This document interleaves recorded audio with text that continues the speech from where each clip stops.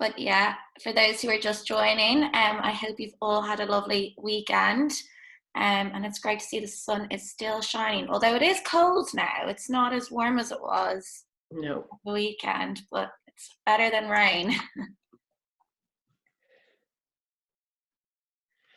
How are you all doing anyway? Are you feeling more settled into it this week? I kind of felt that having been through a period of 3 weeks where we were all a bit like, this week people would have a few days off, get their brains settled and come back and it would be slightly easier. Is that what you're all finding? Definitely with me anyway. It is still strange. Yeah. Still strange. Workload going down. Yeah, a lot of people are saying this. Their workload is going further and further down, but I think it's important that you use the time to be productive and make plans for the future. So you use the time, things like emails management, like sorting out your emails into folders. It's a great time to use the time productively. I also think, well, we'll get into it because I really, part of the reason I was so keen to do this was because I'm seeing all over social media assistants saying, I don't know what to do, they're not telling us what to do. And I so badly wanted to talk about that a bit and how we can take control of that. Yeah. And workloads increased as well, Kelly. Yes, like my workload is definitely not stopping at all. But we will go through all these little bits and try get through as much as we can. So instead of the chat, we've got a Q&A box here at the bottom, which you can type in a question so that we can, if you've got a question for Lucy, you can type it in there and then we'll try to get through as many as we can. But yeah, I think we'll get started properly. And yeah, Lucy, thank you so much for joining myself today. It's always such a pleasure to see you. Thank you. Nice to see you too, dear. And hopefully you can help our lovely members with some insightful information on questions that they've been having. We already have a few questions that people have sent in to us. So I'm going to try to get through as many as I can. But one being kind of a general one that a lot of people keep asking is, I have no clue what I'm meant to be doing and my manager keeps telling me that they are fine and they don't need anything. What should I be doing? Okay, so let me tell you this from a CEO's point of view, because obviously I'm CEO of my company. We are very good at doing big picture stuff. So we currently are sitting there going, okay, how do we make sure everybody is safe? How do we make sure they continue to be able to do their jobs? How do we stop the business from going under in some cases? What is the new normal like? We're sitting there looking at how we totally redesign our businesses, and that's time consuming and in some cases panicking as well. Although we're trying to come across as being very calm. So imagine in the middle of all that, if your assistant is saying, what would you like me to do? Well, of course, what we say is nothing, don't worry about it. We've got too much on the plate at the moment to think about it. But they're really not terribly sure how to use you. And they never have known, really, how to use you. It's what we've been bleating on about for the last 9 years, really, that executives, on average, get training for the very first time, age 42, in how to manage people. Well, especially with assistants, if they've never had an assistant before or if they've never had an effective assistant before, they're not quite sure what it is that you can do. Here is the thing. Even the worst of you will probably be saving your executive 20 to 30% of their time in normal day-to-day life. You are the absolute experts at anything to do with process and procedure and putting things into some kind of order. So in the middle of all this chaos, believe me, this is not something that your executive excels at. It's where you can really step up and make a difference and lead, if the case may be that. And actually, that comes from not going to them and saying, what can I do? I'm waiting for things to do. It's about having those conversations that say, look, my job is to make sure that you are as effective as possible. And especially in the middle of this crisis, what that means is freeing up your time so that you can do the things that you need to do to reshape and in some cases to save the business. So let's go through the things that you have on your plate today, and let's look at where I might add value to that and where I can take things off your plate so that you can get on with being hugely effective. The other thing is, if right now there are things that they have always done that you've wanted to get your hands on, so things like triaging their emails, for example, and a lot of you don't know quite how to do that. Some of you using color coordination, some of you just absolutely have no clue where to start with that because your executive hasn't let you in the past. Let me explain as an example that executives on the whole spend 58% of their time doing email. That means that 58% of their salary is being spent on them doing email. And right now, they would much rather just answer the emails that they need to answer today so that they can spend their time getting on with making more important decisions, I guess. For me right now, I mean, I'm literally probably looking at only 20 to 30 emails a day. And that's because Matt and I have a system set up. So let me tell you, we have 5 folders. The first folder is today, and today is everything I have to answer today. And other than that, I don't look at any of my emails. The second folder is a folder that we call this week, but actually it could be anything else that I'm going to need to answer moving forwards. And into that, he puts all the email that later on this week he's going to transfer up the list into today. Then I have an email folder called Matt has dealt with, and that's all the stuff where you guys have written and said, could you just send us some information on that, or have you got information about that piece, or you know, things that he can answer quite easily. Then I have a folder which is called For Your Information, and that's stuff that when I need to I can read, but I don't need to respond to. And finally, I have a to be deleted file. And actually, he could probably delete that stuff. But you know what? It's quite good to be able to go through to make sure that he hasn't missed anything. And very occasionally he does. So we have the 5 folders. And what that means is that the amount of time I spend on email has gone down from 58% to 12%. So imagine what that does for my headspace. That's just one example of where you might be able to take over and do some stuff for them. But think about it.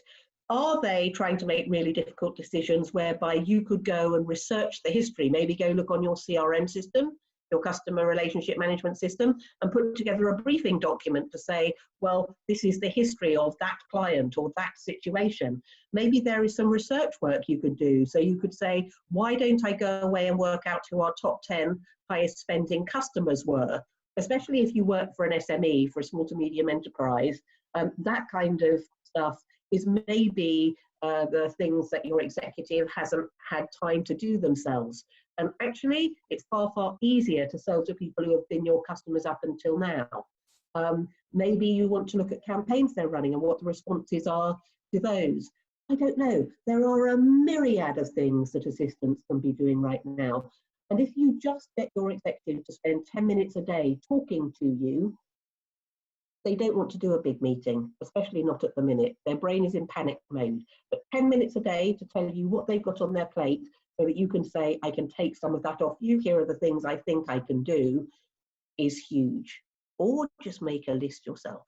Make a list of the things that you have always wanted to do for them, and then go to them and say, here are some things I think I could possibly do for you, so that they're not having to think about it. Does that make sense? Anybody got any questions around that? We've got 3 questions, but we did an inbox management webinar this morning, and did you? Yeah, so this is actually great. It's all tying in to it, but my emails are ridiculous, and I can never.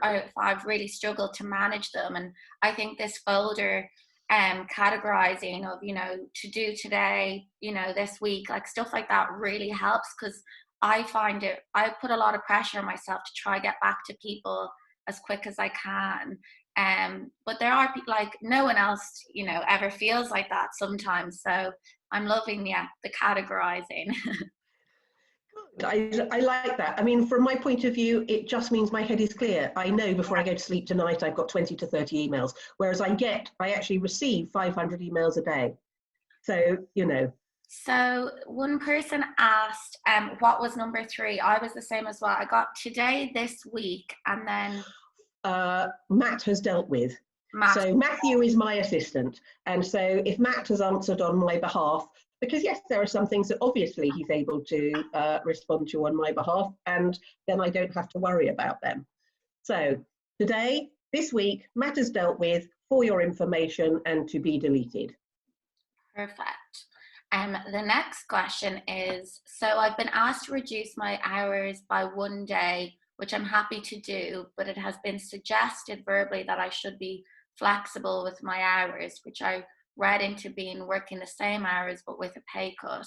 How can I avoid burning myself out, as I'm already stretched with my workload and also having the courage to have conversations that protect me re this? Yes, I think that you have to be able to have open and honest conversations with your executive. And now is the time more than ever to be doing that. And it could be that they just don't have the money to keep you on for 5 days, but they're panicking about the workload. I mean, it's all very well, this being furloughed thing, but actually being furloughed means that you're not allowed to do any work. So we weighed that up and decided that actually we needed the team to keep working and to keep generating income. But it could be that your executive is thinking, I just can't afford 5 days a week, and has worked it out that the fairest thing is to take it down to 4, but then they're still going to have the workload. I would just have that conversation. I would say, I'm very happy to go down to the 4 days. I understand that there is, a huge workload to get through, but how does that actually work? Is what you are saying to me, you want me to work 5 days for the 4 days worth of salary for now? Because it may not be that that's the case. And whilst we're second guessing, we can't be sure. I think a lot of the HR rules have gone out the window. It'll be interesting to see what happens when we come to the other end, actually, because so many people are unclear, I think, because It is very unclear. And I also don't understand why they had everyone not working. I think it wasn't very productive to say, okay, you're being paid, but you're not to work, because I think this is a really good time that people can get really creative and think up of new ideas, and also prepping for the future as well. I think it's so important that we don't know what's going to happen now. So we have to prepare for what we know, what is life at the moment, and prepare for the future with that, rather than thinking that everything will just go back to normal too. I don't think it will go back to normal. It's going to be really interesting, isn't it? Because for years, there have been companies that have said, we can't possibly have our assistant working from home. It doesn't work. Now, I'm going to be really brutal now. If you're sitting there on your hands saying, I have no work currently, I don't know what to do, they're probably right. Adam Fiddler is very fond of saying, if you haven't got a job when your executive isn't in the office, you haven't got a job. And I would agree to a certain extent. I think the role of the assistant is so much bigger than waiting to be told what to do. Now's the time to be really proactive and to be thinking about how you can really support at that high level, and make sure that your executive is given back their time, because that's what the company pays you to do, to free up your executive time so that they can get on with executive decision making. Yeah. So Denise has said, what if you have a boss who is a control freak and doesn't like to delegate? Ugh. Yes, Denise, I feel your pain. I feel your pain terribly. I think, again, it's a time where communication and honest communication really comes to the fore. And I think to talk to your executive, when I'm training, one of the things that I always say is that I would suggest that you have a clean the slate meeting. And what I mean by that is that you say to your executive, I saw a webinar with this woman, that's me, I saw a webinar with this woman, and she reminded me that my role is to make you as effective as you can possibly be. And at the moment, that is even more important than normal. And I have some ideas around that. Because then it isn't about you, it's about what you can do for your executive and for the business. They're not really interested in what you're going to do for you. So sit and work out exactly how that works. The other thing I will say to you is this. If you go to your executive, let's go back to the email example, and you say, I really want to do your email, And they say, well, I want to keep my own email. And you say, no, no, really, it's my job. I should be doing your email. I'd like to take your email. And they say, no, no, no, no, no, no. This is because it isn't being presented in business terms. And I think sometimes we need to do it that way. So if you work out how much your executive earns-ish, and then you work out 58% of that, which is the amount of time that they spend on email, that is how much the business is paying them to do their email, which is a task that you should be doing for them. So the way to present it is, Mr. Executive, that woman explained to me you spend 58% of your time doing your email. That means the company's spending this amount of money on you doing that. I have a way that I can reduce that to 12%, which means the company is spending this amount on that. Therefore, do you not think that it might be a good idea if I took that off your hands, especially right now where time for you is so scarce to get the things done that you need to do? I think it's putting it in business terms and showing that you're not just saying, I want to do that. It would be a nice idea if I did that because I'm your assistant. It should be my job. It's about putting it in business terms so that they really understand what they and the business are going to get from it. Great. Saba, I hope I'm saying it right, says here, the folder structure sounds great, but I work for lawyers who have many emails on one subject going back and forth through the day. How can I help them with that? Because sometimes it's more efficient for them to reply rather than look at a subfolder for the latest thread. Yes, I think if it is something that's going backwards and forwards, maybe you have a folder which is ongoing conversations, or I don't know, think about what is going to be most useful for the two of you, or whether it's worth leaving those particular ones in the folder and not moving them out. I mean, personally, Matt and I have loads of stuff that goes backwards and forwards with clients all day, and that always just goes into today. And I don't know whether you've seen, but especially if you're using Outlook, there's a cleanup button, and cleanup will mean that if you press it, it will only keep the top conversation or any conversation that diverts. So if you have 4 or 5 people on that conversation and they've all responded, it will keep all of those. But if it's just one person going backwards and forwards with one person, if you press clean up, it will only keep the one that's at the top of the conversation. And that helps, I think, keep the number of conversations down. But yes, in that case for Matt and I, certainly it would go into today. And I actually used to run magazines for lawyers. I used to run Solicitors Journal and Managing Partner. So I do know the legal world quite well. And I would say probably either have an ongoing conversation file, or we'll have a today, or just put them in the today file, because you'll find there won't be so many actually, and they can deal with them and then they get rid of them. That's a good little tip. Stacey here said, hi Lucy, one of my execs runs a paper only diary. How do I best manage this while working remotely? Kill him. I don't know. I mean, that's just crazy. A paper-only diary in this day and age. But I mean, I kind of, yes, I do understand. My husband, bless him, is 70 and he's having real problems coming to terms with the fact that he now is going to need to be online. Okay, so maybe now is the time to teach him or her to work remotely. Maybe give them a little class, find something from YouTube and say, I know you like to do your calendar remotely on paper, but actually we really are going to need a different system for now because it just isn't going to work with me working remotely. So I have tracked down this very basic guide to how you use Outlook Calendar or Google Calendar, or whatever it is you happen to use. Can we work on how we work that together? Yeah.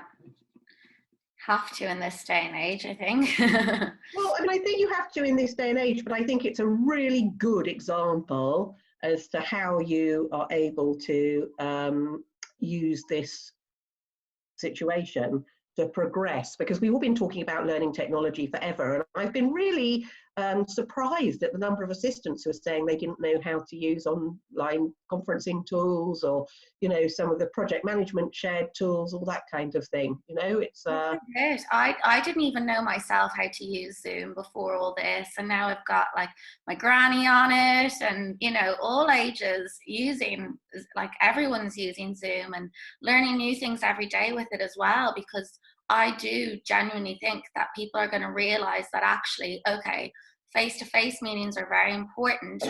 People, you know, to save time and things like that, it's so much more efficient to do these webinars now, I think. Yes. And learn I'm learning loads of new project management tools as well. I still haven't mastered Slack yet. We're actually doing a webinar on that this week, so I'll be learning then. But there's so many amazing tools out there which are so efficient, and it's now the time to really learn how to use them all, so that you've got those skills behind you for the future. I agree. Slack's one I absolutely need to catch up on. Now, there's a couple of comments here that I just wanted to comment on. You know, Dole, of course, you can sort your emails by conversation.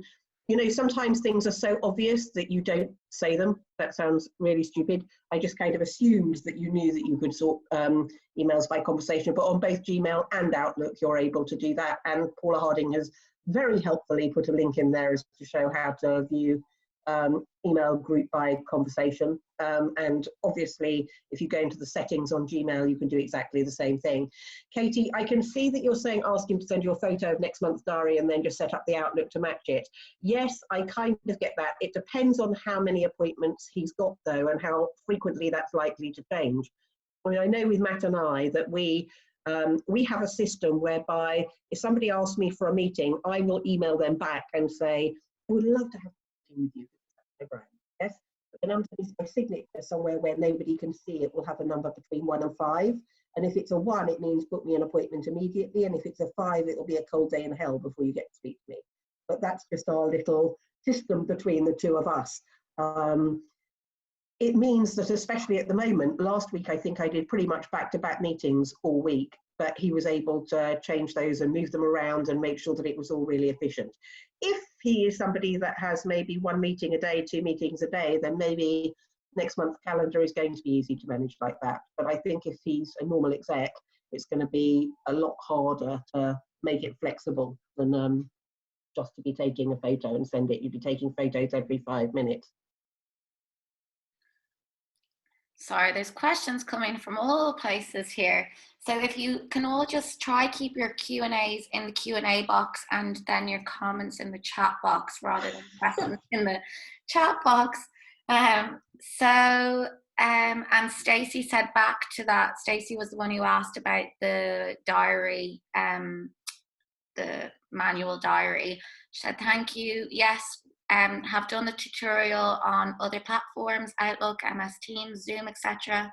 The diary management I uploaded into the Outlook form daily, but now it's becoming trickier.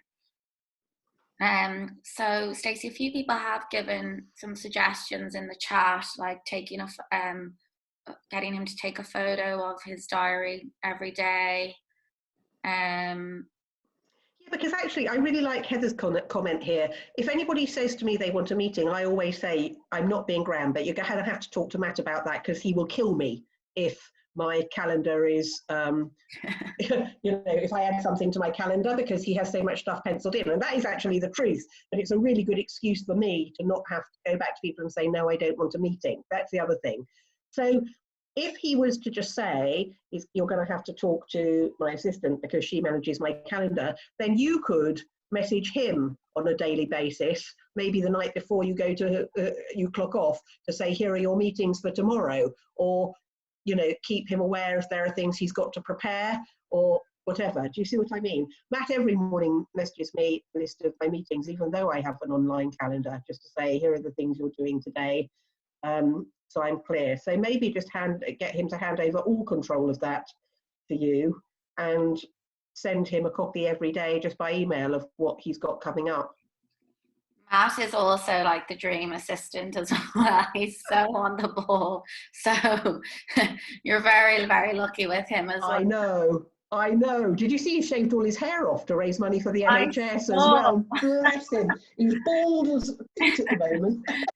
The haircuts are so funny. People are either cutting their hair or letting it grow. So it's one or the other. Yes. Another question here, actually, re Matt. Does Matt spend the majority of his time in your inbox, or does he monitor it at set times a day? I work for 3 execs and don't want to spend all day in my and their inboxes. No, definitely not. And he monitors it at set times of the day, mainly because also, actually, there are times where I look at my inbox and I go, I must answer that. And he's so efficient, I can be in the middle of answering it and it suddenly disappears. So I know when he's, what times he's likely to get in there, and it's usually 3 times a day. I hate the whole living in the inbox thing because I think it's so distracting from other things. I have an exercise I do in my training where I get everybody to write the letters A to Z going across the page, and I time how long it takes them. Then I get them to write the numbers 1 to 26, again, going across the page, and I time how long that takes them. And usually it takes between 8 and 12 seconds to do it. If you then say, right, going across the page, A1, B2, C3, and you're not allowed to work out a sequence, and you have to do it across the page, it will take them usually 2.5 times longer than it does to do the writing them individually. And that's because you're swapping between your left and your right brain. It's a really good exercise to prove that multitasking doesn't work. And when you have that little thing popping up in the bottom corner saying you've got mail, that's exactly what it does. It distracts from you. So if you have something like a project or a presentation or a report or minutes or whatever it is you have to do, you need to turn off your notifications because you'll get double the amount done. Yeah. And someone has just asked here, Lucy, so do you have a 0 email inbox? Is everything filed away? Yes. And I have to tell you, I'm going to be really honest, Matt is really OCD about email. And if he goes home and he's got like 10 emails there, he'll be freaking out. And I had at one point 25,000 unread emails. And he laughed at me half jokingly and said, if you do not get rid of these, I don't think we're going to be able to continue to work together. And I said, okay, I'll give them to you. So he picked them all up and he put them in a file called Beyond Help. They're still there, but it's just we started from 0, so that really helped. But does he only answer, is it up to you then to answer the ones from today? Because you were saying there sometimes you can see him, that he's replied. So how do you kind of manage that balance? Yes, if it's today, then I will answer them. But there are loads of things that he can answer. So people will come through and say, can I have a meeting with you, Lucy? Or they will come through and they'll say, could you send me some information on the training that you offer? Or could you send me some information about subscribing? Or could you send me, you know what I mean? And so he can answer all that stuff. I don't need to do that. And then there's a whole load of nonsense in there too, you know, all the spam stuff that just comes through, and people who are saying they want to redesign my website for me, and all that normal stuff that you get. So all it means is that he cuts through the noise totally. And because he's triaging it, it means that it doesn't totally take over his day. So, you know, that's always useful. Great. Another question here. Can your employer suggest that those who are still working take 20% pay reduction in line with those who are furloughed, but not reduce hours in line with that? If they're not taking money from the government, then yes, I think they probably can. I mean, I think the point to remember is that right now, it is, as I said earlier, I think the roles of HR have gone slightly out the window. And whilst it is not legal to take people's money down, in a lot of cases, your bosses will be offering you that as an alternative to having to get rid of people because they want to keep as many people on as possible. And I think, again, I would have a really honest conversation. You know, for us, we're a really, really tiny business. The first thing that I did when we went into lockdown was to go and redo all my budgets and work out exactly how much money we needed to bring in order to keep paying people. And I was just really, really honest with my staff. And we all know exactly what we're working towards. And it just makes it so much better for everybody because they feel that there isn't any subject that you can't discuss. And at the moment, I think a lot of the stress and worry is caused by the unknown and feeling out of control. So the more honest conversations that you can have, the better. Definitely.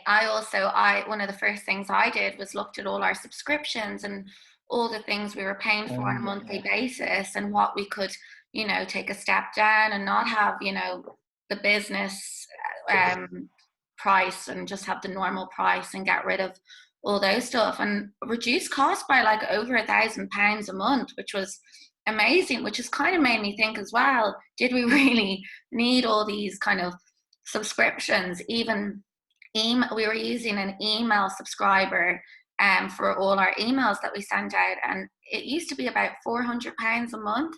And I'm currently using a free trial at the moment with another provider, and it's actually much better. And it's just actually a great time to look at everything that you're spending money on as well, and to cut the costs where you can. Yeah, and that's another thing that you could do as an assistant, actually, Yeah, is exactly. to say, would you like me to look at where we're spending money and what things are absolutely necessity and what things maybe aren't? Yeah. I agree with you absolutely totally. We went through and looked. I mean, in some cases, we've got 3 or 4 things that we're subscribing to that do exactly the same thing. And I've just gone, yes, I'm a bit like that that dog in Up that goes squirrel and goes over here, But I think a lot of executives are. But I'm like that. If someone tells me that I need the top version of X, I'll go and I'll sign up to that. Whereas even our CRM system, that was about £400 a month. And a friend of mine works at HubSpot, and he was like, what are you using your CRM for at the moment? And I was like, just to record our contacts, basically. And he was like, you can literally have the free version of HubSpot, and it'll do exactly the same as what your previous one did. So there's loads of, stuff that you can be doing that's free and does basically the same job. Definitely. The next question here is from Joy. Oh no, sorry, Marie. What free training besides webinars would you suggest I should concentrate on, as my company will not pay any fees due to undertaking cost cutting due to COVID-19? Are you talking about what subjects, or are you talking about, I mean, these kind of webinars I'm enjoying doing, these kind of Q&A things, but if you haven't found it yet, we have Admin Chat, which is our channel on YouTube, and that's free. There's over 70 hours of free training on there now from some of the top trainers in the world for assistants. I think you've got so many trainers at the moment who are giving away free training. You can go and well, if you were to look all over Facebook and LinkedIn and whatever, you'll see loads. I'm doing this one today. I'm doing one for Birmingham PA Network tomorrow. I'm doing another one on Thursday for CNC Search. I've got one next week for World 50. And I think almost every day for the next fortnight, I've got something that I'm doing. There are lots of magazines that also publish articles and let you read 4 or 5 different articles before they insist that you move on to paying, us being one of them. Practically Perfect PA, I love. I think her stuff is always wonderful. There is a lot of training for assistants out there at the moment if you want to go looking for it. Much, like all over LinkedIn, you'll find a lot. We're doing so much stuff as well. Another one that I really like is, at the moment when I get time, is my mind's gone blank. What's the name of it? It's the women's Albright. They're doing the Albright. So it's a women's private members club. There's 2 of them in London, and they've been doing all these really interesting online webinars which are free to join, which you can access on their website, and they're really interesting. They're more like interviews and tips and tricks and things like that, and I'm really enjoying watching some of theirs. So I'm loving your stuff, Lisa. It's really different from the other stuff that's out there, and I've been promoting it like mad. But I mean, I think there is so much stuff out there at the moment about how do you deal with coronavirus, how do you deal with working from home, what's happening with the technology, and that stuff is really useful. We need it. It's true. but I like the fact that you're doing the other side of stuff as well, and that's important. Yeah, and we also do quite a lot of well-being things as well, because with all this, it's such an important time to look after yourself and your mental health and your well-being, because staying inside all the time is not good for anyone, and especially if you're living on your own, or if you've got loads of people in the house and it's getting too stressful. It's so important to take the time for yourself, you know, to either meditate or go for a walk or a run or breath classes, things like that. So we're trying to really encourage any kind of well-being seminars as well, just to kind of look after yourselves. Yeah, I think the other thing that's important to say is that, yes, there are a plethora at the moment of trainings that are specific for coronavirus. And whilst I think that that's important, it's equally important to understand that we're coming out the other end of that. And there are things that you have been saying to me forever. Oh, I would love to learn that, but I just wish I had the time. You know, it might be worth taking the time to learn some of those things, and don't just read stuff about coronavirus, you know, go find the stuff that is going to be useful, because we've been talking forever about how artificial intelligence is going to take over the role, and the fact that that's the case if you are a task-based assistant and you're reactive and not proactive. Well, you have never had a better opportunity to get out there and show how proactive you can be and to lead from the front, you know. I just don't know anybody else in the business who gets the process and the procedure and all that sort of thing like you guys do. So grab the opportunity, please. Don't sit on your hands and let panic take you over. Get out of that kind of rabbit in the headlights moment and move into doing what you do so well. So the next question is from Joy. I started my new job on the day lockdown started. Oh, where do I start? My boss is really busy, so she's unable to go through work her needs. I want to assist her as best I can. I don't have access to her inbox. Okay, so I think the thing to do is to put a meeting in her calendar, because let me tell you, you always worry about putting meetings in your executive's calendar. And I know she's really busy, but there's no point in the business paying you to do what you're meant to be doing unless you're doing it. So even if it's an hour, and it's an hour which is has a note attached to it that says there are some questions that I absolutely need the answer to in order to support you better. The business has employed me so that I can free up your time. I will quick fire questions at you, and after that I will endeavour to get on with it. Sit and work out the kind of questions that you want to ask. I can send you a list of them. It's things like, tell me what your priorities are currently. What are the things that, who are the people that you want me to make time for you to speak with, whatever. Who are the people you don't want me to make time with for you to speak to, whatever. What are the areas that you feel are your pain points? What do you think are the things that you're doing currently that I could take off your plate? Shall we go through what this week looks like for you, and then maybe I can come up some ways that I can support you? What were the things your last executive assistant did that you thought were great? What were the things that your last executive assistant did that you wished they hadn't done? You know, maybe ask even, what have you ever had somebody support you previously, and what are you hoping to get out of me working with you? You know, sometimes they don't understand that your role is to take things off their plate. They think that your job is to do administration in capital letters, and they're feeling there's no time for administration right now. They don't understand the way that they can use you. So ask those questions. If you want to email me, my email address is lbrazier@executivesecretary.com. That's, I'll put it into the chat. But basically, if you email me, I have a presentation on which is called "So You Think You're Strategic? What Does That Mean?" And in that, there is a whole list of questions that I've advised that you ask an executive when you first take your job with them. We're also releasing like a few templates in the next week or so, just on like example new exec starter. So it's just a form that you can create yourself for your exec to fill out with the life questions, as Lucy said, so that you have it all in one place and you kind of get to know them a bit more on a professional level, but also on a personal level. So knowing birthdays and important dates that they need to remember and things like that. And it's a great way to get to know them really well, so that you know what's most important to them, and then you can kind of start from there and then work your way through all the different things that they want you to do. Yeah, definitely. The other thing that I would say is that if it doesn't, your business doesn't have one already, an administrative procedures manual is something that you are able to implement, and it's also a really good way to learn the way that things work within your business.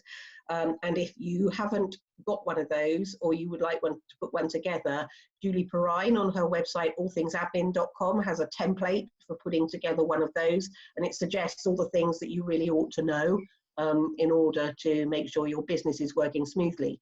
Now, an administrative procedures manual is fabulous, because what it means is that when you're onboarding other people, you're able to just give them that document.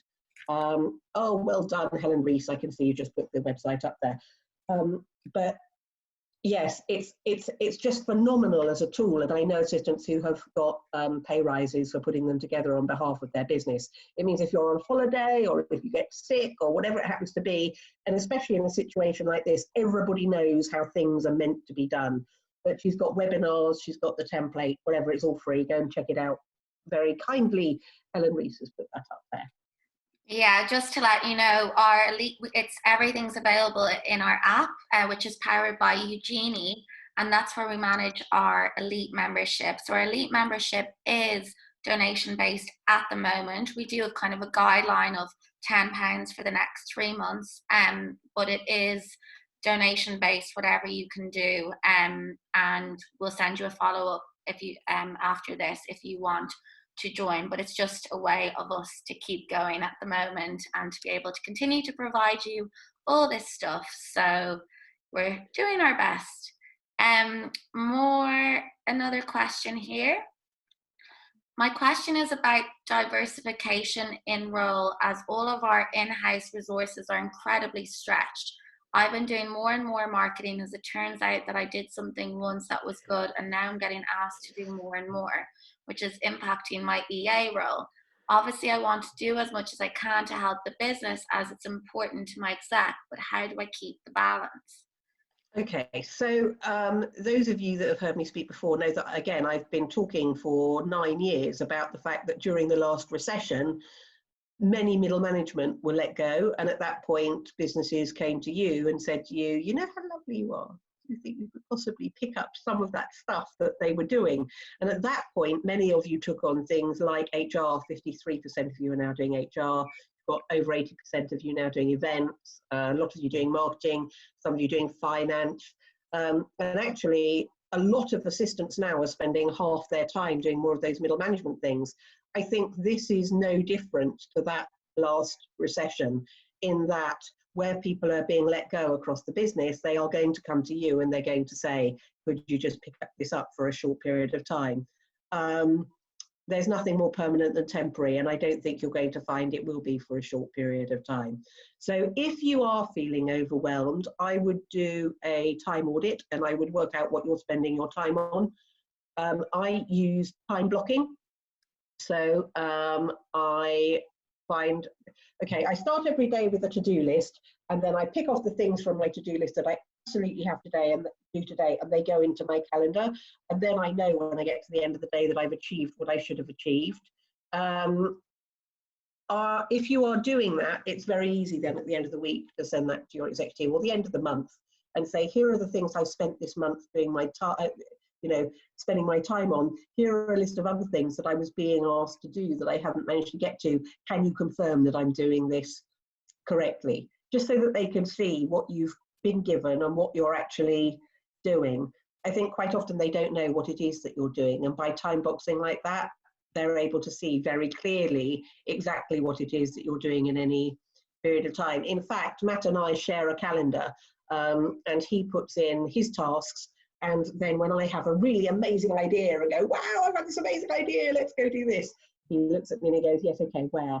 And he does it in a very, very nice way. But we sit and we look at the calendar, and then I say, well, actually, I don't think that that was such a great idea. Maybe you can do it next month. Or I go, no, I think it was a great idea. Let's take that bit out, and then you can put that bit in. But it is a nice way of visually managing his time and seeing, it keeps me up to date with what he's doing, but it also means that he doesn't get absolutely swamped with the amount of work. And I think you have to be quite careful now. It's going to go one way or the other. Either you're not quite sure what to do, and therefore you're sitting there twiddling your thumbs and you need to step up, or you're absolutely overwhelmed with work because you're so proficient at what it is that you're doing and everybody wants a piece of you. So either way, you need to find ways to manage your time properly. Next question. There are loads of questions. They're all flying in for you, Lucy. How is best to develop a relationship with a new manager? We started just before lockdown, when he still does a lot of his diary management and all his mails himself. Yes, I think it's very much about having that conversation. It's about I went on a webinar because obviously I'm new to working with you, and I was looking for hints and tips as to how to establish our relationship. And the woman there reminded me that my role is to free up your time. And there are certain things that I can do that will really do that. And talk through the stats about emails. Talk through the stats. I mean, think about it. If you were to take over looking after their calendar and they didn't have to get into there, and you were to use the 1 to 5 system I was talking about earlier, whereby 1 is, yes, I need a meeting immediately, and 5 is, please don't book this in for several months.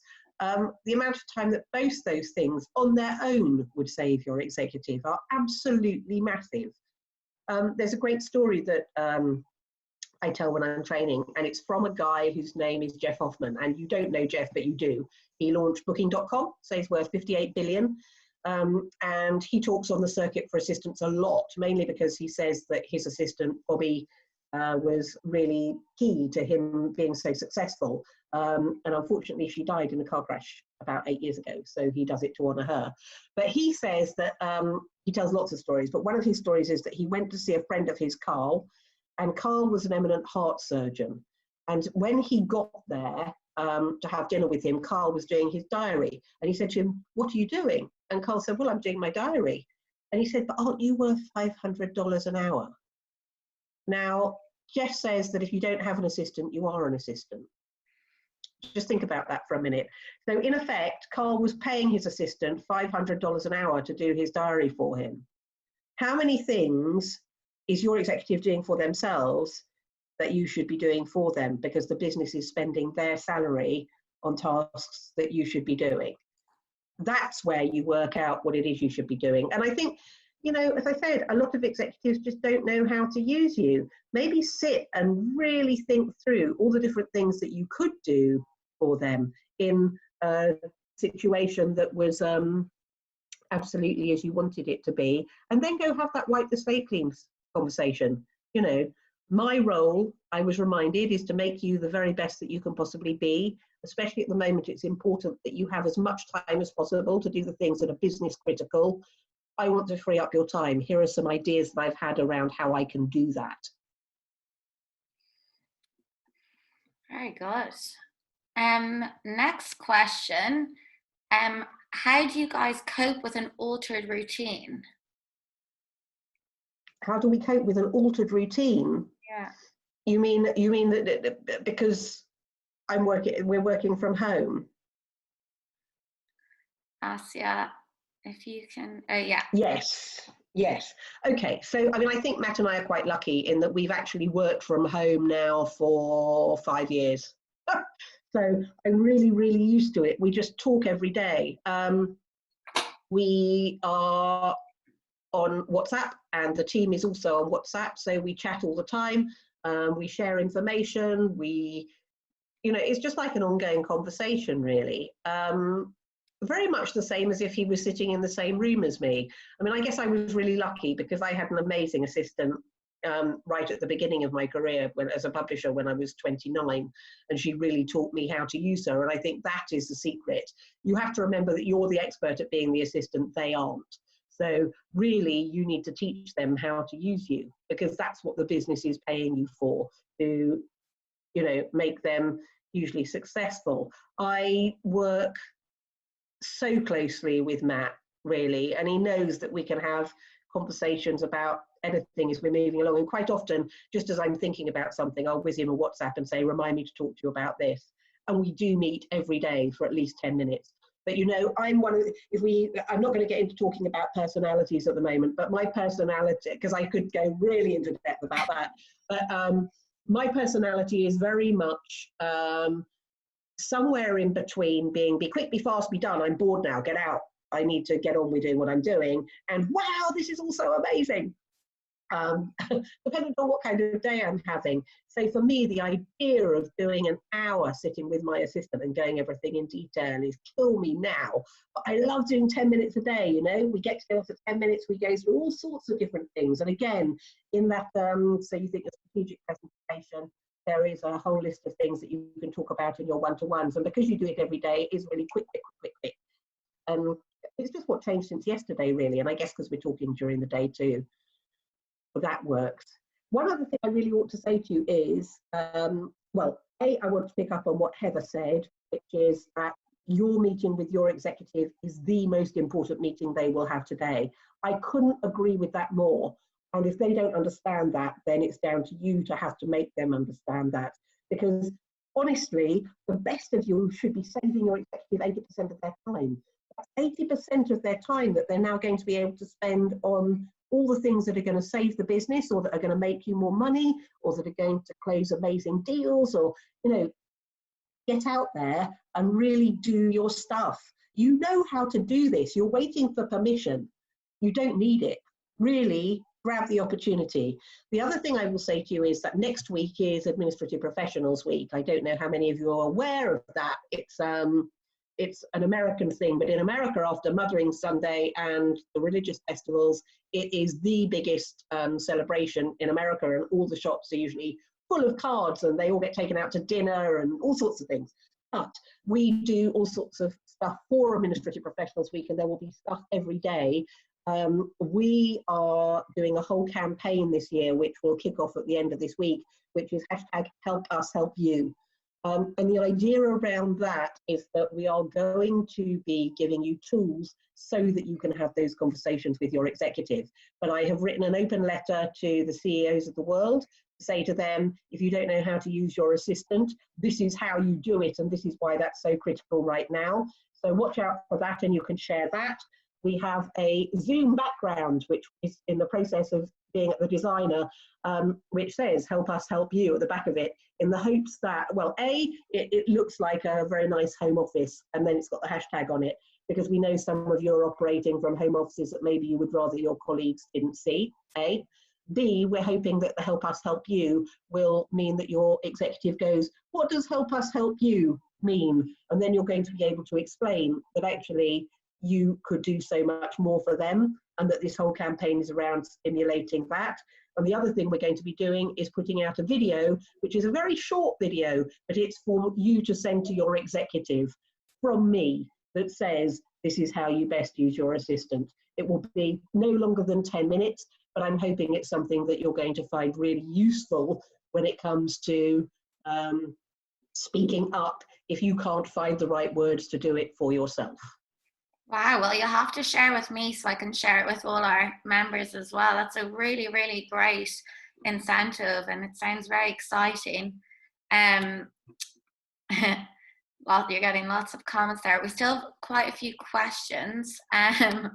Got 8 questions here, so we'll try power through them. Just Katie here saying, can I plug Institute of Coding? This is a project I work on.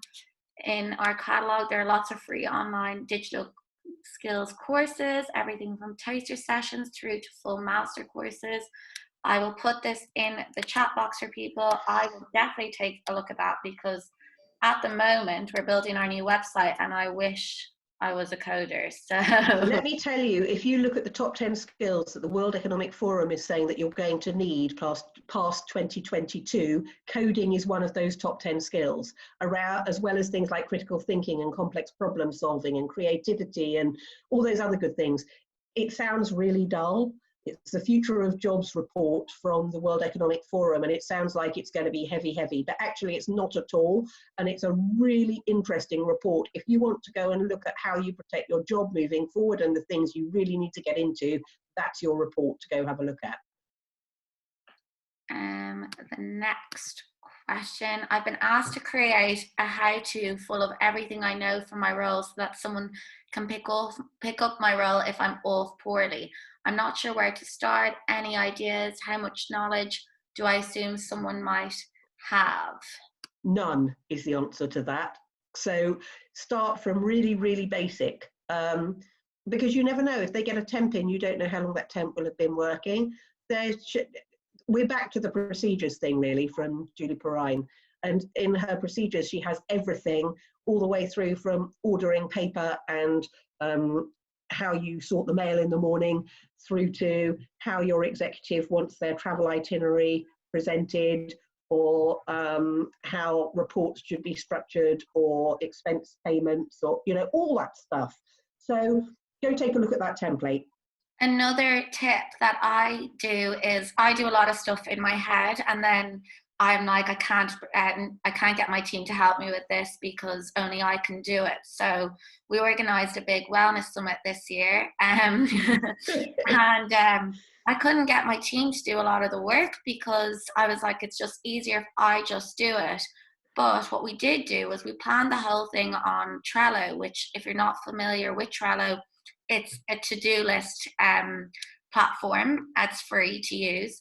And I organize the whole thing on Trello.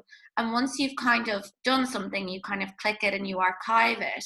But what you can then do is go through all the archives that you once did. So now I'm making the plan for next year, and I'm using all the archives. So what you could do is start doing a Trello for yourself on your weekly tasks to see what's kind of a frequent task for you, and then that can make it into a bit of a presentation for whoever comes on board when you're not there, because it'll save you a lot of time trying to make up a manual and you're doing it already. So yeah, the other thing is OneNote.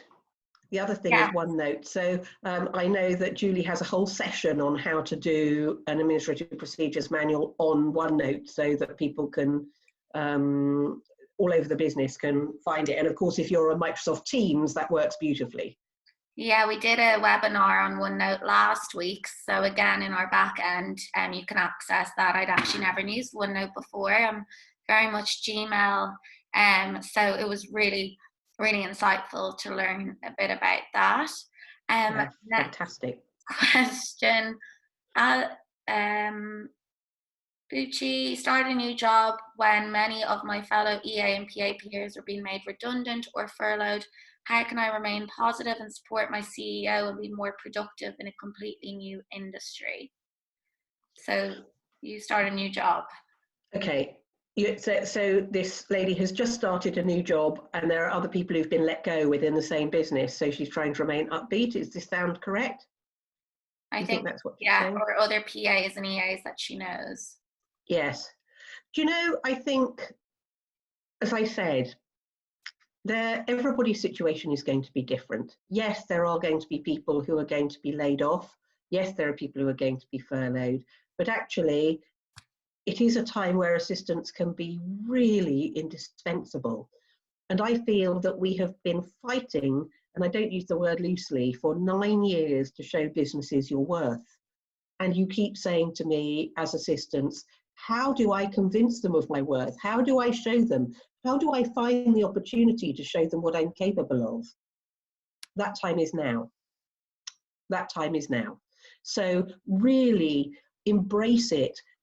Be excited, because actually, those of you that really do step up and lead your executives through this and work on the things that you're capable of doing will find that after this is gone, the business will be absolutely clear as to why you are so indispensable. And you may find that, you know, yes, friends are being let go, and that is very sad, but it depends on the size of the business, it depends on their finances, it depends on who the executive is. It could be that your friends are doing purely task-based stuff, and they are sitting there looking like they have nothing to do. So then to the executives, they're thinking, well, I can get rid of them. I'll tell you what, Matthew has never, ever been busier, and nor has he ever been so much. I mean, he's always been able to say to me, I've got this idea or that idea or whatever, but more so now than ever before, he's coming to me and saying, I've had this thought, what do you reckon to that? Maybe I could do that for you. Is there anything else you need this morning? You know, here are some things I could do. It is a joy. It is an absolute joy. I just feel like we're working as a team almost better than we ever have, because we understood that communication is at the heart of what we're really doing, and we all have to just keep talking. Yeah, definitely. And she's also said, I feel so guilty for feeling excited, but completely know what you mean. I think you've got it. It's amazing that you have started a new role, and it's really, really important. Isn't it? Positive and be excited. This is a great time for you. And it's also, you've got to be a bit selfish sometimes, because you know, it's again back to your mental health and keeping yourself sane and keeping you on a positive note. So definitely do not feel guilty. No, really don't. You know, this is your time. This is your time. Sometimes things happen, and at the time they feel like it's so awful, and it is so awful. I mean, let's be honest. This is a terrible time. And having said that, sometimes our greatest opportunities come out of adversity. I've been very, very honest in the past and said that I started this business because I had a breakdown. I mean, they didn't cart me away in a little white van, but I mean, I was definitely not very well at all. I just burnt out, really. And they let me go. 5 weeks after I got sick, they let me go. And that for me was an awful time. I mean, I had 3 children. I went from a 3-figure salary to 0 overnight. And I did that whole rabbit in the headlights thing of going, whoa, what's going to happen in my life? I'm never going to be able to work again. And when I came out the other side of that, I thought, you know, that magazine I've always wanted to start, we really could try that, because I've got a year's money and let's see what happens. And I was so, so lucky, I think. I got my head down and I worked really hard, and I saw it as an opportunity. And I think you can look at this at the moment and you can think, this is so terrible, I don't know what to do, and I don't know what my executive needs, and I'm going to get made redundant, and this is all just, you know, earth-shattering. And yes, for some of you it will be, but you can take control of that and do something different and turn it into an opportunity for yourself. And don't say I didn't tell you. I do think I'm a big firm believer that everything happens for a reason. So always look at, it may not always be the most positive reason at the time, but you always do end up looking back. I mean, you wouldn't be where you are now, Lucy, if that hadn't happened, and you're flying at it. So I hope so. And you got to travel the world now. So it's hopefully well, not at the moment, but hopefully you'll be back there. And she's also said, I think Matt should run a webinar. He sounds amazing. Yes, we should definitely get Matt in here. I'm delighted for you to get Matt on. But you might want to wait till his hair's grown back a little bit first. So just two more. So, hi Lucy, starting week 4 in lockdown, working for 3 execs and trying best to support many other teams of the business. I'm juggling the work-life balance as well as homeschooling and maintaining the home. How best can I manage my workload expectations that are realistic, as currently working sporadically and a lot of the time working into the late evening? I want to be as proactive as possible without delaying my performance during the remote working phase. Any help, ideas, welcome. I think it's a case of rolling with it. I mean, it depends on the age of the kids as well. You know, when I started working from home for the first time, I had, well, between us, my husband and I have 7. We have 6 boys and 1 girl, but the smaller ones who are mine were here at that point.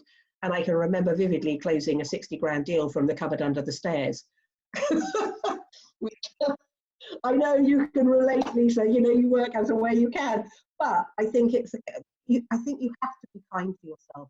Yes, you have work expectations, but if your children are trying to get your attention and you're trying to homeschool and you have a husband that wants your attention also, you know, how are you juggling the parental care?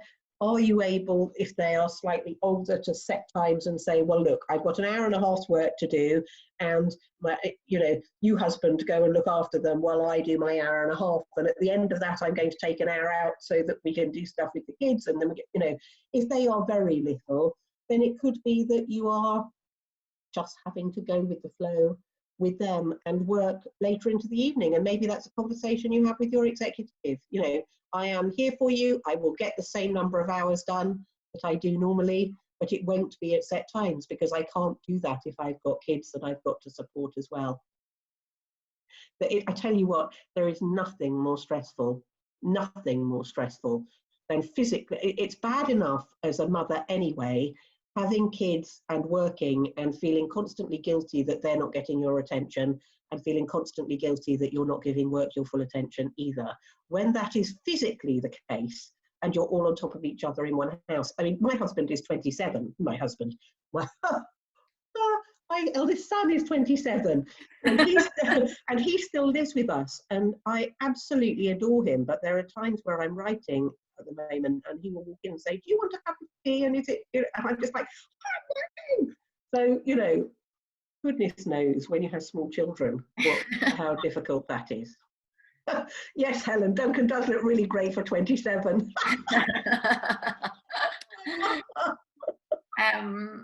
So Denise has said here, what if you have, oh no, that was it, sorry. What if you have execs who are technically challenged? I come from a very tech savvy organization nearly 3 years ago to one that is stuck in the dark ages. They don't even text me quick things, let alone WhatsApp. Everything is via email. Okay, so maybe the thing to do is to take control of that and to say, we're all working from home. There are some ways that we could do things which are really simple, which would speed everything up, and that would again give you time back. Yes, so I want you to stop thinking about yourselves as gatekeepers of people and start thinking about yourselves as gatekeepers of time. Because quite frankly, even if every day you're saving your executive 30 minutes, if you add that up over the year, that equates to huge amounts of time. And actually, if you're timesing their salary by the amount of times you're saving, the amount of time you're saving them, that's what drops the bottom line. So, I have some very simple things that we could put in place that would save you some time on a daily basis. I would really like to just put together some kind of webinar to talk you through it. And pull them together and do a training session on some really basic stuff. Because, WhatsApp, I can't tell you what a joy it is to have the team on WhatsApp. It just means that sometimes it's just somebody will say something funny, or I'll get an email through with somebody saying, wow, you did such an amazing job on that. Okay. And just keep sharing that stuff makes us all feel really connected. And we're based all over the world, it's wonderful. And I think things like Trello, the basic Trello is so easy. And if you show them how to use it, it will really help. Just, drive the agenda yourself. Yeah. We also, in our back end, we're getting through all the tech hacks. We did a webinar on how to use Trello 2 weeks ago. So that's also in our back end. So there are so much stuff that we're trying to provide you with the basics and things like that to make it more efficient during these times as well. Yeah, I think, as I said earlier, we've been trying to get them to engage with technology for so long, and they keep saying, we don't need it, I don't want to do it that way, blah, blah, blah, blah, blah, blah, blah. They need to now. Yeah, it's a great opportunity. It's a great opportunity to say, I know you said you didn't want to do this, and I respected that, but, they don't have a choice. Now's the time. Sorry, Lucy, 3 more quick questions here. You're very welcome. What is the best way to manage your time once the workload is complete, apart from the usual admin tasks? Once the work is complete, I'm sorry, I could be being very dim. Oh, well, she's got to go. She's got a dash for another call. That was from Asia. Your workload for the day. Okay, so once you've got through your workload for the day, what's the best way then to do the rest of it? Yeah. Yes, I think as I said, I would time box it. So maybe put in the big tasks that you've got to do for the day. Yes, I always say that there are two different types of work. There are sand and stones. You know that analogy where they give you a pint pot and they say, you put in your sand and your stones. Your stones have to go in first because then the sand will fit round it. So your stones are the things that you absolutely have to do to make sure that your executive is successful. So things like reports, presentations, expenses, meetings, all that stuff. Then the sand is the other tiny things that go around that. People asking you for ridiculous information, admin that is boring but is necessity, you know, that kind of thing. And I think really just block in some time, a couple of times a week to do that. But also I would say give yourself some light and shade. If you're all working absolutely flat out the whole time, you're going to burn out. You know, don't forget that when you're at work, you may be taken out to travel in and out to travel back. So that's headspace for yourself, even if you are commuting and it's a nightmare. And then when you get to the office, you're always going to get interrupted by people, and you're going to have times where you wander off to make yourself a cup of tea. Or the thing I found when I first started working for myself is that I could find myself at 6 o'clock in the evening, still sitting there in my pajamas and working and thinking, I'm feeling a bit dizzy. Why am I, oh gosh, it's 6 o'clock and I haven't eaten anything yet today. So really just block out the time. And I put in time for lunch. I put in time to wander around the block and come back again. I put in time to spend time with my son so that he knows that he's loved and adored, which, you know, he's 27 years old, and you might think that's a bit, but he has mental health problems. So it's important that we do that, you know. So just block time out for light and shade so that you're not always on one constant treadmill. What is the best we page or tips to improve your CV, please? What are the biggest tips to improve your CV? Or the best web pages, I think she means. The best web pages. Eat Your Career is awesome. Eat Your Career, which is Chrissy Civic. I can put that in for you. eatyourcareer.com. The other thing is that LinkedIn profile. I mean, 94% of recruitment is now done via LinkedIn. So you want to make sure that your profile is right there. There's a lady called Brenda Bernstein who is wonderful at helping you to update your LinkedIn profile so that it's really relevant and teaches you how to do the right headlines and whatever. And Jennifer Corcoran is another one who's great at LinkedIn. Really worth going and taking a look at. We're actually doing a LinkedIn webinar tomorrow on updating your profile, so that I think. Oh, wonderful! Yeah, so I think it's on at 12 or half 12. I'll send it to everyone after this. But LinkedIn is really great, and it's really important to constantly update your LinkedIn and your skills. And this is why this is the time to update those skills as well. I agree. So final question. There was a question earlier about creating folders in Boss's diary as a delegate and virtually. I've just tried it and it seems to work. He just pinged and asked if I'm having fun creating folders in his email inbox. Ah, how wonderful! That's really great. Ah, I love that. I'd love someone to be. I am hiring a PA, and she was meant to start just before all this happened. So we'll have to wait a couple of months. But I just want someone to just go in and sort it all out in there. Yeah, you won't know yourself. You know, for ages when I started this business, I thought I really need an assistant. I can't afford it. And then somebody said to me exactly the same advice as I'm giving to people now. They said, how much do you charge out yourself per hour? And I told them, and they said, so you can't afford not to have an assistant because you're spending all your time doing the things that an assistant would do and paying you yourself that salary to do it. Well, this is it, and it's the hours that I spend doing my emails. Like before this all happened, I reckon I got like 300 to 4 emails a day. I now get about 150, and that's just my personal inbox. It's nothing. It's not like it's my work personal, but it's not the inquiries emails or anything like that. So, it's definitely, I think, I hope it'll be great to have someone eventually. But in the meantime, I will be learning myself how to organize this. But Lucy, thank you so much. It's been a blast, actually. I've had great fun. So much. This is great. And yes, for all of you guys, we also have our fireside chat today at 5:30 with Lauren Bradley, where we will touch on some of these points. And it's also a great way to network and talk to all our members and just see how everyone's feeling, any tips and tricks that people have learned, that people are doing, routines. And we do it every Tuesday. And it's just a really nice way to connect. So if anyone wants to join, that's at 5:30. Lucy, I'm sure we'll see you again because you're so insightful. Oh, thank you, Lisa. It's been a real pleasure. Thank you, everybody. Feel free. I mean, I know speakers always say this, but if you have any questions, please email me. I'm really delighted to answer questions if you come off this and go, I should have asked her that. So drop me a line. Yes.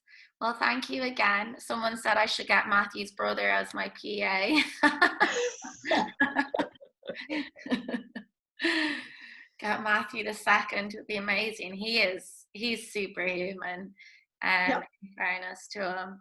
Well, thank you, and thank you to everyone who joined, and hopefully we'll see you soon. Thank you, everybody. Bye.